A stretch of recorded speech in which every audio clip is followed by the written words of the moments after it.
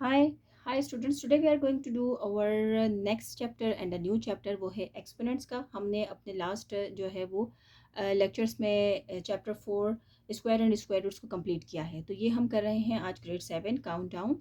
और एक्सरसाइज जो है वो हम 5 स्टार्ट करेंगे. उसके क्वेश्चन नंबर 1, 2 एंड 3 करेंगे. तो उससे पहले कि मैं जो है वो क्वेश्चंस की तरफ चलूँ, अगर आप लोग मेरे चैनल पर न्यू हैं तो प्लीज़ प्लीज़ प्लीज़ मेरे चैनल को ज़रूर सब्सक्राइब करें, क्योंकि मुझे आप लोगों की इस सब्सक्रिप्शन का बहुत जो है वो शिद्दत से इंतज़ार है और उसकी बहुत ज़रूरत है. और आप लोगों को मेरी वीडियोस किस तरह की लग रही हैं कमेंट्स में आप मुझे ज़रूर बताएं. एक्सपोनेंट्स जो है, अब चलते हैं एक्सपोनेंट्स की तरफ. एक्सपोनेंट्स जो है इसका मतलब क्या होता है और हम इससे किस तरीके से जो है वो एक्सप्लेनेशन नोटेशन से जो है अपनी वैल्यूज़ को मालूम करते हैं. तो ये बात, इसका पहले बैकग्राउंड मुझे बताना बहुत ज़रूरी है. तो हम अगर यहाँ पे ये लिख देते हैं कि इस चैप्टर का ये एक्सप्लेनेशन भी है और इसके साथ जो है हम इसके इंशाल्लाह क्वेश्चन नंबर 1, 2, 3 एंड उसको भी सॉल्व करेंगे. तो सबसे पहले बात आ जाती है कि अगर हमें कोई भी एक नंबर दिया हुआ होता है और उसके ऊपर हमें कोई भी एक फिगर दिया हुआ होता है. मिसाल के तौर पर चलें, ये 2 दिया हुआ है, 2 की पावर 2 दी हुई है. तो हमें कैसे पता चलेगा कि ये नंबर क्या है और ये नंबर क्या है, इसका क्या नाम है, क्यों है ये. तो बेसिकली जो हमारे पास जो नंबर होता है, जैसे कि ये 2 है, तो ये है हमारा, इसको हम कहते हैं बेस. और इसके ऊपर जो ये जो दो नंबर लिखा हुआ है, इसको हम कहते हैं स्क्वायर. और इसको एक्सपोनेंट्स फॉर्म में हम कहते हैं पावर. और इसके साथ इसको हम कहते हैं एक्सपोनेंट. तो ये बेसिकली होता है एक्सपोनेंट्स. तो ये चैप्टर जो है हम इसके अंदर इस एक्सपोनेंट्स को जो है वो डील करेंगे. तो इस एक्सपोनेंट्स के अंदर हमें हमें बेस दिया जाता है और पावर और एक्सपोनेंट्स दिया जाता है. इस पावर और एक्सपोनेंट्स का मतलब होता है कि जो भी हमें नंबर दिया हुआ है, हमने उस नंबर को उतनी ही मर्तबा उससे मल्टीप्लाई करना है. यानी कि इसका मकसद सिर्फ 2 को 2 से मल्टीप्लाई, यहाँ तो चूँकि इसकी पावर 2 है तो वो 2 से ही मल्टीप्लाई होगा, लेकिन इसका मतलब होता है 2 टाइम्स. अगर मैं यहाँ पर 3 लिख देती हूँ तो इसका मतलब है कि मैंने 2 को मल्टीप्लाई करना है 2 से 3 टाइम्स. इसका मकसद ये होता है. इसका मकसद ये हरगिज़ नहीं होता. इसका मकसद ये होता है. तो आप लोगों ने जो है, जब कभी भी आपने अपने एक्सपोनेंट्स के क्वेश्चन आंसर्स करने हैं और उनकी पावर कोई भी दी हुई होती है या कोई भी एक्सपोनेंट दिया हुआ होता है, तो आपने उसको उसी नंबर से मल्टीप्लाई करना होता है. आपने उसको उतने टाइम्स मल्टीप्लाई करना होता है. बेसिकली अगर यूँ कहा जाए तो ये बेहतर बात होगी. तो ये तो है पावर और इसके एक्सपोनेंट्स. तो पावर और exponents means the exponents tales a number of times the base number is multiplied by itself. ठीक है, ये बात हो गई. अब हम चलते हैं, इसके कुछ हमें रूल्स और जो है वो कुछ लॉज हमें इस चैप्टर में पढ़ने पड़ेंगे. उसके मुताबिक जब हम अगर अपना क्वेश्चंस करेंगे तो वो हमें बहुत ईजी हो जाएगा. जैसे मिसाल के तौर पर हम लोग बात करते हैं, फॉर एग्जाम्पल अगर मैं आपसे बात करती हूँ कि कोई भी हमें कोई नंबर दिया हुआ है और मैं कहती हूँ कि आप इसका रेसिप्रोकल मालूम करें. तो रेसिप्रोकल क्या होता है, अगर जैसे यहाँ पर एक नंबर मुझे दिया हुआ है 2, तो मैं कहती हूँ इसका रेसिप्रोकल मालूम करें. तो इसका रेसिप्रोकल होगा 1/2. हमें मालूम होता है कि जो भी नंबर हमें दिया हुआ है उसके नीचे एक नंबर लिखा हुआ होता है. ये फ्रैक्शन फॉर्म में होता है. इसको 1 लिख, चूँकि ये इसके नीचे 1 मौजूद होता है इसलिए हम इसको लिखते नहीं हैं, लेकिन ये हमें मालूम है कि ये है. जब हम रेसिप्रोकल की बात करते हैं तो ये नंबर्स जो हैं ये अपसाइड डाउन आ जाते हैं. तो यहाँ पर देखें 1/2 हो गया है. तो इसको हम कहते हैं रेसिप्रोकल. अब हम यहाँ पे कर रहे हैं किसी भी नंबर का रेसिप्रोकल. तो अब इस एक्सरसाइज में बेसिकली हमने एक्सपोनेंट्स के साथ जो है वो हमने मुख्तलिफ़ किस्म के रेसिप्रोकल्स भी करने होंगे. फिर उसके बाद उनकी पावर्स और एक्सपोनेंट्स क्या होते हैं उसको भी करना होगा कि किस तरीके से अगर पावर्स होंगी तो वो मल्टीप्लाई होंगे या डिवाइड होंगे. तो ये चीज़ें भी आज हमने इसमें पढ़नी है. अब इसकी बात करते हैं, कुछ इसमें लॉज हैं तो उस लॉज की बात कर लेते हैं. लॉज जो हैं, ऐसे बेसिकली हमें 6 लॉज इन्होंने बताए हुए हैं. तो लॉ जो 1 जो है उसमें हमें ये बात बताई है कि कोई भी अगर बेसिस अगर सेम है और आपस में जो है वो बेसिस सेम है, पावर्स जो हैं वो आपस में हम क्या करते हैं, उनको ऐड करते हैं. जब बेसिस हमारी सेम होती हैं तो हम पावर्स को ऐड कर लेते हैं. तो यानी कि ये x m+n हो जाएगा. ये इसका लॉ 1 है. इसी तरीके से इसमें हमें ये भी बताया है, जब हम इसको क्वेश्चन आंसर्स करेंगे तो आपको बहुत ज़्यादा और क्लियर हो जाएंगी बातें. तो अभी जो है मैं सिर्फ और सिर्फ आपको एक शॉर्ट सा इसका एक्सप्लेनेशन दे रही हूँ, ताकि इस क्वेश्चन आंसर इस एक्सरसाइज को शुरू करने से पहले इसमें जो जो चीज़ें हैं जिनके साथ हमें डील करना है तो वो आपको मालूम हो. नेक्स्ट लॉ इसके अंदर जो है वो लॉ 2 जो उसमें बताया है उन्होंने, कि अगर आपका कोई भी बेस जो है उसके ऊपर जो पावर्स हैं, तो अगर आपके बेसिस डिफरेंट हैं तो फिर क्या होगा, फिर ये आपस में मल्टीप्लाई ही रहेंगे. और इनकी पावर्स जो होंगी वो एक हो जाएंगी। अगर पावर्स आपकी सेम है यानी exponents are same and their basis are different, तो वो आपस में मल्टीप्लाई होंगे और पावर्स जो हैं वे वैसे की वैसे ही रहेंगी, पावर्स जो हैं वो ऐड नहीं होंगी। ठीक है। अब होता है लॉ 3। अब इसमें हम अगर लॉ 3 की बात करें तो इसमें हमें उन्होंने बताया हुआ है कि अगर कोई भी बेस है और उसकी पावर कुछ भी है और अगर वो डिवाइड हो रहा है, किसी भी बेस और उसकी पावर, उसकी बेसिस सेम है लेकिन उसकी पावर्स डिफरेंट हैं और वो डिवाइड हो रहे हैं, तो क्या होगा, हमारे बेसिस को हम सेम रखेंगे m, और ये जब इस डिवाइड का मतलब होता है कि यानी ये इस तरीके से है तो ये ऊपर आ जाएगा और ये माइनस की साइन में चला जाएगा। इसका मकसद डिवाइड का मतलब होता है कि ये इस फॉर्म में लिखा हुआ है, आई होप कि आप लोगों को नज़र आ रहा हो। तो ये इस तरह आ जाएगा यानी एक्स एम माइनस और एन आ जाएगा। तो ये है इसका थर्ड लॉ। अब हम इसके चलते हैं फोर्थ लॉ की तरफ। अब लॉ 4 में इन्होंने हमें ये बताया है कि अगर आपकी कोई भी बेस है और उसके ऊपर कोई भी आपका जो है वो एक्सपोनेंट है, अगर वो डिवाइड हो रहा है, अब इस सूरत में जब आपके बेसिस सेम होंगे तो फिर तो सब्सट्रैक्ट माइनस हो जाएगा, लेकिन अगर आपके बेसिस डिफरेंट होंगे और आप पावर्स आपकी सेम होंगी तो फिर क्या होगा, फिर आप उनको इस तरीके से इस फॉर्म में लिखेंगे। ठीक है। और यहाँ पर ये बात उन्होंने लाजिम बताई है कि यहाँ y जो है वो एक नॉन ज़ीरो रैशनल नंबर होगा। यहाँ पर ये बात जो है इस पे और इस पे जब आपकी बेसिस डिफरेंट होगी, यहाँ पर आपको ये दोनों बातों का मद्देनज़र रखना है कि यहाँ पे आपका y जो होगा वो एक नॉन ज़ीरो, यानी इसमें यहाँ पे इसकी y की वैल्यू ज़ीरो नहीं होनी चाहिए। अब लॉ नंबर 5 हमें क्या बताता है, इसमें इन्होंने ये बताया है कि अगर x है और m यानी उसके एक्सपोनेंट m है और उसका फिर होल स्क्वायर भी है और उसके ऊपर फिर n एक और पावर भी है, तो फिर क्या हो रहा है, तो फिर उन्होंने हमें ये बताया है कि फिर इसमें आप ये दोनों एक दूसरे के साथ मल्टीप्लाई हो जाएंगे। ये दोनों एक दूसरे के साथ इस तरह मल्टीप्लाई हो जाएंगे। ये सारे के सारे रूल जो हैं, ये सारे जितने भी लॉज हैं, ये सारे इस एक्सरसाइज में जितने भी क्वेश्चन हैं उन सब पे अप्लाई हो रहे हैं। छठा और बहुत इंपॉर्टेंट जो इसका लॉ है वो है कि अगर x जो है उसके नॉट हमें दिया हुआ हो तो वो होता है, उसकी पावर होती है 1, यानी वो ज़ीरो नहीं होगा, वो 1 होगा। और if x is a non zero rational number, लेकिन ये उसी सूरत में होगा कि जब हमारा x जो होगा वो कोई नॉन ज़ीरो रैशनल नंबर होगा, यानी कि वो ज़ीरो नहीं होगा, उस सूरत में जो है ये वाला रूल अप्लाई होगा। तो ये जो थे इसके एक्सपेरिमेंट्स के कुछ लॉज जो कि बहुत इंपॉर्टेंट हैं और यही जो है वो हमने अपने इस एक्सरसाइज में करने हैं। और एक्सपोनेंट्स चैप्टर जो है ये बेसिकली 5th चैप्टर है, इसमें हम लोगों ने इसी अपने जितने भी क्वेश्चन आंसर सॉल्व करने हैं वो इन्हीं लॉज के मुताबिक होंगे। तो ये लॉज जो हैं आप लोग यहाँ से भी उतार सकते हैं, नहीं तो आप लोगों की बुक में जो है वो भी दिए हुए हैं, मेंशन है ये, तो आप वहाँ से भी देख सकते हैं। अब हम लोग चलेंगे इसके क्वेश्चन नंबर 1 की तरफ। क्वेश्चन नंबर 1 जो है वो क्या है, आप लोग अपने पेपर्स की जब तैयारी करेंगे तो उसके लिए आपने मेक श्योर करना है कि आपने अपने ब्लैंक्स को, अपनी स्टेटमेंट्स वाले क्वेश्चन जितने भी होंगे आपने उनको बहुत अच्छे से प्रिपेयर करना है, क्योंकि ये बहुत इंपॉर्टेंट होते हैं और इसी तरह के मैथ्स में क्वेश्चन आते हैं। फिल इन द ब्लैंक्स से क्वेश्चन नंबर 1 हम की तरफ चलते हैं। तो यहाँ पे मैं पूरा क्वेश्चन नहीं लिख रही, सिर्फ ब्लैंक्स लिख रही हूँ और क्वेश्चन ब्लैंक्स भी पूरी नहीं लिखूंगी, सिर्फ आंसर उसके सॉल्व करके बताऊंगी आपको।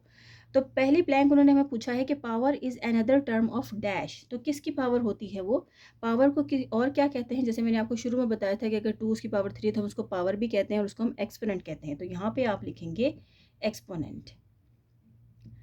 अब क्वेश्चन नंबर 2, अगर उसकी ब्लैंक 2 है कि a negative base raise to an odd number gives a, हमेशा अगर कोई नेगेटिव बेस होगा तो वो जो है वो क्या, अगर नेगेटिव मतलब उसकी माइनस की साइन आ रही होगी तो, और an to an odd number, तो ऑड नंबर के साथ वो हमेशा हमें क्या देगा, वो हमेशा हमें नेगेटिव नंबर ही देगा। ये फैक्ट है, इसको याद रखिएगा, एग्जाम में इस तरह की ब्लैंक्स लाजमी आती हैं। The value of 5 cube multiply 2 cube is, अब यहाँ पे देखें ये क्वेश्चन आ गया है थोड़ा सा सॉल्व करके बताने वाला, कि जब अगर पावर है, बेसिस जो है देखें डिफरेंट है, यानी एक्स और वाई जैसे हमने पढ़ा था उसकी बेसिस जो है वो सेम है, सॉरी पावर्स जो है वो सेम है और उसकी बेसिस जो है वो सेम नहीं है। तो इसका क्या मतलब है, इसका मतलब ये है कि आपस में मल्टीप्लाई हो रहे हैं। तो हम 5 को 3 टाइम्स मल्टीप्लाई करेंगे, 2 को 3 टाइम्स मल्टीप्लाई करेंगे और जब आपस में दोनों को मल्टीप्लाई करेंगे तो उसकी पावर आती है 1000। वो क्या नंबर बनता है, 1000। अब ये किस तरीके से बनता है, हम इसको सॉल्व कर लेते हैं, इसको देख लेते हैं कि किस तरह बनता है। देखिए 5 का मतलब है, 5 क्यूब का मतलब है कि 3 टाइम्स। अब इसको मल्टीप्लाई करें, 2 को भी 3 टाइम्स करना है, तो 5 5 ज़ा 25, 25 5 ज़ा 125 आता है। अब 2 2 ज़ा ये एक्स है। 2 2 ज़ा 4, 4 2 ज़ा 8। अब अगर मैं 125 को 8 से मल्टीप्लाई करती हूँ,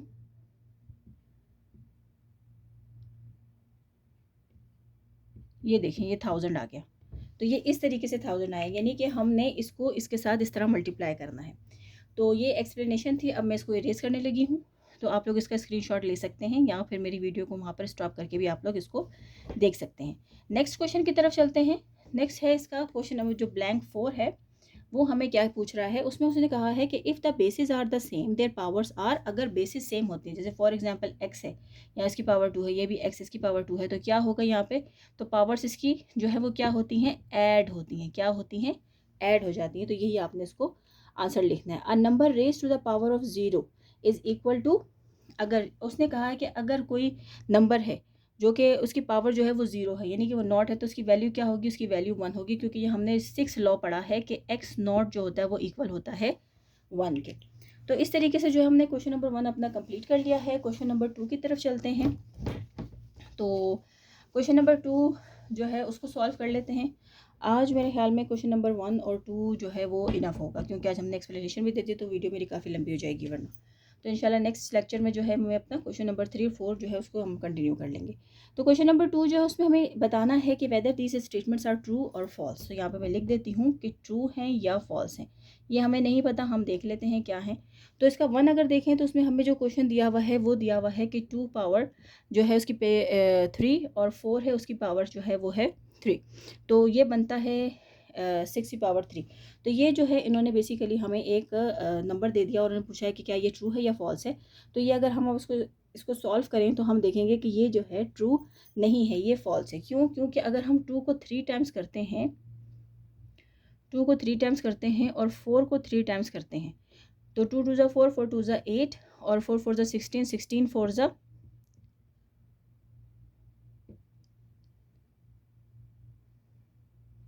64। अब 64 को अगर मैं 8 से करती हूँ,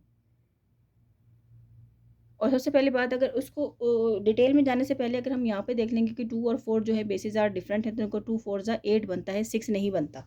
तो यहीं से ही पता चल रहा है कि ये क्वेश्चन जो है इसका ये फॉल्स है। तो हम पहले का जो है वो आंसर क्या लिखेंगे, फॉल्स। अब नेक्स्ट की तरफ चलते हैं। नेक्स्ट उसने हमसे पूछा है कि -3 और उसकी पावर, क्वेश्चन में लिख देती हूँ, -3 उसकी पावर जो है वो 5 है। अगर हम उसको डिवाइड करें 3 उसकी पावर 4 से, तो क्या आंसर -3 आएगा, ये वो हमसे पूछ रहे हैं। तो इसका अगर हम देखें ये डिवाइड में है, तो इसका मतलब है कि -3 -3 -3 इसको मल्टीप्लाई करेंगे, 1 2 3 4 5, 5 है इसकी पावर, तो 5 टाइम्स किया है 3, और ये डिवाइड की फॉर्म में इसलिए मैंने नीचे लिखा है। और इसको इस तरह करेंगे तो ये इससे कैंसिल आउट हो जाएगा, ये इससे, ये इससे, ये इससे, तो हमारे पास क्या बच रहा है, -3 बच रहा है। तो क्या ये एक ट्रू आंसर है या फॉल्स है, तो ये ट्रू है, क्योंकि हमारे पास -3 ही बच रहा है। अच्छा जी, नेक्स्ट की तरफ चलते हैं। नेक्स्ट उसने हमसे पूछा है कि द रेसिप्रोकल ऑफ 2 और उसकी पावर जो है वो 4 है, तो इज़ 4 स्क्वायर, तो क्या 4 स्क्वायर होगा, ये पूछा है उसने हमसे। तो रेसिप्रोकल जो है वो 2 की पावर 4 नहीं, ऐसा नहीं होगा, क्योंकि रेसिप्रोकल जब हम करेंगे तो ये इसकी वैल्यू नीचे चली जाएगी। तो ये जो नंबर है बेसिकली ये हमारे पास इसका फॉल्स है। एक मिनट में इसका जो है वो आंसर भी देख लेती हूँ अपनी बुक में कि हमारी बुक में हमें क्या आंसर दिया हुआ है। एक्सरसाइज 5 का क्वेश्चन 2 का 3, जी हाँ, ये बिल्कुल फॉल्स है, ये गलत उन्होंने बताया है, क्योंकि ये इस तरह नहीं होगा। तो इसका आंसर हम यहाँ पे फॉल्स लिखेंगे। नंबर 4 की तरफ चलते हैं। नंबर 4 उसने हमसे पूछा है कि 2000 नॉट प्लस मल्टीप्लाई 1000 नॉट, यानी 2000 है उसके नॉट, उसको मल्टीप्लाई करेंगे 1000 नॉट से, तो क्या उसका आंसर 1 आएगा। तो ये जो उन्होंने हमसे सवाल पूछा है 2 की पावर 2000, जी इसका ये जो है एक हमारे पास बिल्कुल करेक्ट स्टेटमेंट है, क्योंकि नॉट की पावर जो होती है वो हमेशा 1 ही होती है। तो ये जो है हमारे पास जवाब ठीक है। हम यहाँ पे भी देख लेते हैं, जी हाँ, ये हमारा जवाब बिल्कुल ट्रू होगा, ये हमारा जवाब फॉल्स नहीं है, क्योंकि नॉट की पावर हमें पता है कि वो ट्रू है। अच्छा, लास्ट हमारा क्वेश्चन है एक्सरसाइज क्वेश्चन नंबर 2 का 5 पार्ट है, जो कि लास्ट पार्ट है, कि उसमें लिखा है कि 5 की पावर 4 है, तो इज़ ग्रेटर देन 4 5। तो क्या ये बड़ा है 4 उसकी पावर 5 से, 4 की पावर 5 से? तो ये आपको करके देखना पड़ेगा। जब आप इसको करेंगे, आपस में मल्टीप्लाई करेंगे, तो फिर आपको पता चलेगा कि आया ये ठीक है या नहीं है, या ये ट्रू है या ये फॉल्स है। तो इसको किस तरीके से सॉल्व करेंगे, आप उसको जो है वो करके देख लेते हैं। अगर 5 power 4 is greater than 4 power 5, तो 5 5 5 और 5, और यहाँ पे 4 को करके देख लेते हैं। तो 5 5 ज़ा 25, 25 5 ज़ा 125, 125 5 ज़ा, तो ये आता है हमारे पास 625, और 4 4 ज़ा 16, 16 4 ज़ा हमारे पास आता है 256। तो 4 4 ज़ा 16, 16 4 ज़ा 256, और 256 को आगे हम लोग फर्दर कर लेते हैं अगर, तो क्या आता है 256 को 4 से करती हूँ तो 1824। ठीक है जी। तो ये जो है उसने कहा है कि क्या 5 4 इज़ ग्रेटर देन 4 5, तो ये हमारे पास देखिए आंसर्स आ गए हैं। तो ये गलत है, तो ये फॉल्स है। क्यों? इस वजह से ये फॉल्स है क्योंकि 5 पावर 4 जो है वो ग्रेटर नहीं है 4 पावर 5 के। ठीक है, तो ये जो है बेसिकली हमने करना था 4 की पावर 5, तो 5 टाइम्स हमने करना है इसको यहाँ पे भी। खैर अभी जो हमने 4 टाइम्स किया है तो ही उसकी पावर जो है वो ज़्यादा आ गई है। 4 4 ज़ा 16, 16 4 ज़ा 16 4 ज़ा 256, 256 4 ज़ा 1824, 1824 को फर्दर आप 4 से करेंगे तो यहाँ पे वैल्यू बड़ी आ गई, तो ऑब्वियसली ये बड़ा होगा। तो ये क्वेश्चन नंबर 5 का आंसर जो है वो फॉल्स है। तो यहाँ पर इसका ये आंसर नहीं आएगा। यहाँ पे आप इसको फर्दर इसको मल्टीप्लाई कीजिएगा तो फिर आपका आंसर आएगा। तो खैर वहाँ उन्होंने हमसे आंसर नहीं पूछा, यहाँ तक हमें करने से मालूम हो रहा है कि ये फॉल्स आंसर आ रहा है। तो इस तरीके से हमने अपने क्वेश्चन एक्सरसाइज 6 जो है 5 है, क्वेश्चन नंबर 1 और 2 जो है उसके तमाम पार्ट्स कंप्लीट कर लिए हैं। और आप लोगों ने जो है वो अब सिर्फ़ और सिर्फ इसके जितने भी इसके लॉज हैं उनको ज़रा याद रखना है। तो वो जब अगर आप याद रखेंगे तो आप जब इसको फर्दर सॉल्व करेंगे तो आपके लिए बहुत ईजी हो जाएगा। आई होप कि आप लोगों को जो है ये वीडियो पसंद आएगी। अगर आप लोगों को मेरी वीडियोस पसंद आती हैं तो उसको प्लीज़ लाइक करें, अपने फ्रेंड्स के साथ शेयर करें, और मेरे चैनल को सब्सक्राइब करना बिल्कुल ना भूलें। अपना बहुत ख्याल रखें, जहाँ रहें खुश रहें, और मेरे चैनल का भी ख्याल रखें। Thank you.